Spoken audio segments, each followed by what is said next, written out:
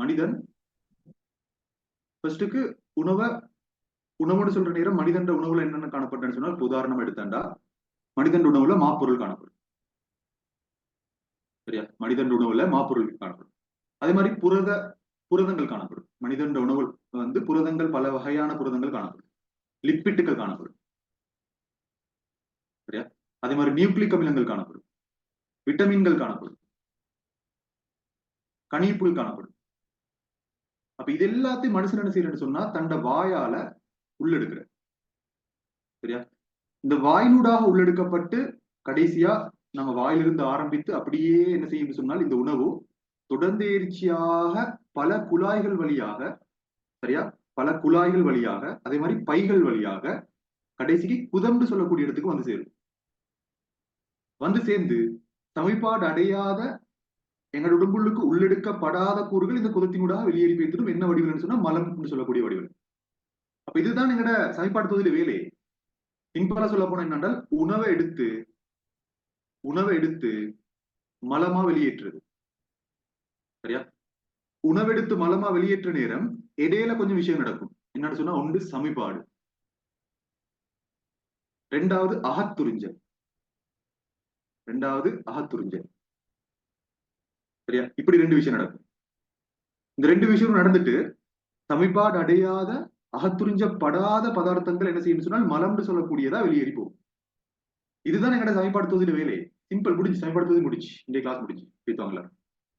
இவ்வளவுதான் சிம்பிள் விஷயம். இவ்வளவு உணவு எடுத்து சமிபாடு செஞ்சு அந்த சமிபாடு அடைந்த கூறுகளை அகத்துறிஞ்சி சமிபாடு அடையாத அகத்துறிஞ்சப்படாத கூறுகளை வந்து மலமாக வெளியேற்றுறதை என்னோட சமிபாடு தொகுதியில வேலை. சரியா? இன்னும் சொல்ல போனோம்னு சொன்னா இப்படிதான் என்னோட சமிபாடு தொகுதி நீங்க பாத்தீங்கன்னா இங்கிருந்து ஆரம்பிக்கும். சரியா? நாங்க சொல்லுவோம் இது வாயின்னு சொல்லி. ரைட்டா? அதுக்கப்புறம் எங்கட வாய்க்குழி. சரியா? அதுக்கப்புறம் அப்படியே வந்து வந்து வந்து வந்து வந்து வந்து எங்கட இறைப்பை இருக்கும். கட்டமைப்புல நாங்க படிப்போம். அதுக்கப்புறம் குடல் இப்படி எல்லாம் இருக்கும். கடைசிக்கு ரைட்டா இன்னொரு துவாரத்தினூடாக வெளியேறும். அந்த துவாரத்தை நான் சொல்ற வந்து குதம்னு சொல்லி. அப்ப வாய் முதல் குதம் வரையான கட்டமைப்பு பாருங்க. வாயின்றொரு துவாரம், அதனூடாக நாங்க உணவை உட்கொள்றோம். அந்த உணவு அப்படியே இந்த குழாய்கள் வழியாக பைகள் வழியாக கொண்டு செல்லப்பட்டு கடைசியா குதத்தினூடாக வெளியேறி வருது. இதனூடாக வர்றது வந்து மலம்னு சொல்லுவோம். சரியா? அதே சமயம் இந்த வழியால போற நேரம் இந்த உணவு வந்து வாயினூடாக போய் வாய்க்குழியினூடாக போய் அப்படி அப்படி அப்படி அப்படியே பேத்து இந்த குதம் வரைக்கும் வரக்குள்ள ரெண்டு விஷயம் நடக்கும். மத்த நம்மளுக்கு சொன்ன ஒன்று சமிபாடு, இன்னொன்று அகத்துறிஞ்சல். சரியா? இதைத்தான் நாங்க இன்றைக்கு படிக்க போறோம். சரி, முதலாவது நம்ம பார்ப்போம் சமிபாடுன்னு சொன்னா என்னன்னு சொல்லி. சமிபாடுன்றது என்னதுன்றா, சரியா, நாங்க சாப்பிடக்கூடிய உணவுல வந்து விதவிதமான பதார்த்தங்கள் இருக்கு. நான் சொன்ன மாதிரி மாப்பொருள் இருக்கலாம். சரியா? மாப்பொருள் காணப்படலாம், கிளைகோஜன் காணப்படலாம், புரதம் காணப்படலாம், விதவிதமான புரதங்கள் காணப்படலாம், லிப்பிட்டுகள் காணப்படலாம். இப்படின்னு சொல்லி நான் விதவிதமான சேர்வைகளை நான் சொல்றேன். உங்களுக்கு தெரியும் இதெல்லாம் வந்து மிகப்பெரிய சேர்வைகள். இப்ப மாப்பொருள் எடுத்தோம்னா மாப்பொருள்ன்றது ஒரு பல் சர்க்கரை உங்களுக்கு தெரியும். புரதமும் ஒரு பல்பகுதியம், லிப்பிட்டும் ஒரு பெரிய சேர்வை.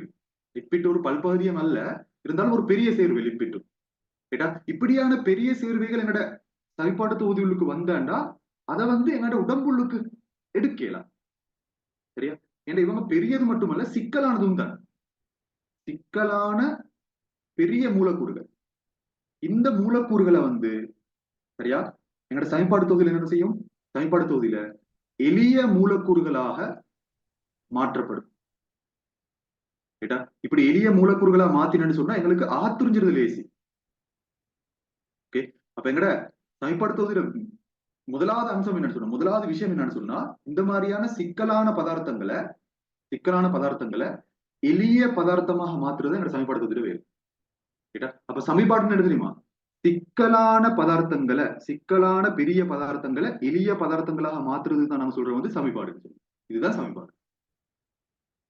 இவ்வளவுதான் சமன்பாடுன்னா இதான் அர்த்தம்.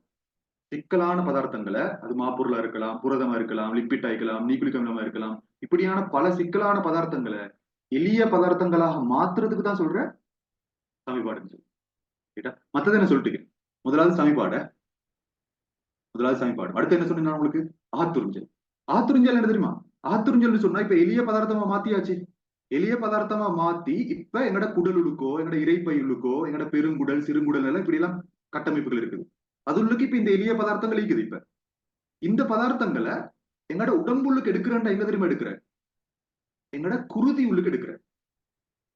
எங்கட குருதி உள்ளுக்கு. சரியா? இந்த எளிய பதார்த்தங்கள் இப்ப சமிபாட்டு தொகுதியில குடல்லையோ இறைப்பையிலையோ அங்கங்க இருக்குது, ஒவ்வொரு இடத்துல இருக்குது. இப்ப இத வந்து குருதி உள்ளுக்கு எடுக்கக்கூடிய செயல்முறை தானே. இந்த செயல்முறையை தான் நாங்க சொல்ற வந்து அகத்துறிஞ்சல் சொல்லு, அப்சோர்ப்ஷன், அகத்துறிஞ்சல், அப்சோர்ப்ஷன் சொல்லணும். சரியா? அப்ப பாருங்க, ரெண்டு விஷயம் நடக்குது எங்க சமீபாடு தொகுதியில. முதலாவது, நம்ம சாப்பிடக்கூடிய சிக்கலான பதார்த்தங்கள் அப்படித்தான். இப்ப நாங்க ரோல்ஸ் ஒன்று சாப்பிட்டோம்னா ரோல்ஸுக்கு கிழங்கிக்கும், கிழங்குக்கு மாப்பொருளிக்கும். ரோல்ஸை வந்து செஞ்சுக்கிற வந்து எதால? கோதுமை மாவால. அப்ப அந்த கோதுமை மாவுளுக்கு மாப்பொருள் இருக்கும், அதுக்கு புரதம் இருக்கலாம். அதே மாதிரி மத்த நாங்க